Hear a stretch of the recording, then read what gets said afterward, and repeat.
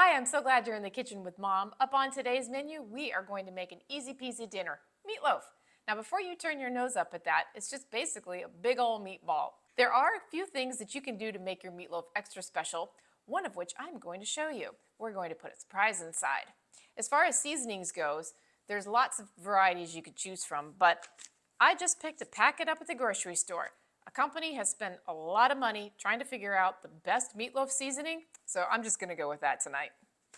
I'm going to follow the directions on the back of the packet as far as what it said to do. So this particular seasoning is calling for 3 eggs, which I've already beaten together because it makes it a little easier incorporated into the meat, a pound and a half of ground beef, a cup of milk, a cup of breadcrumbs, something to top it with, which I'm going to do ketchup.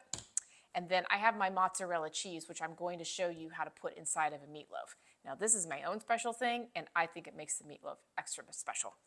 A pound and a half of ground beef, and I'm just going to mix everything lightly. It is very important to mix lightly when you are making a meatloaf.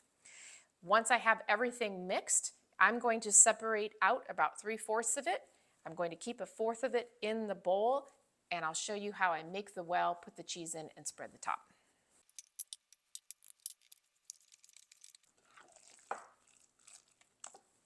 There we go, lightly mixed.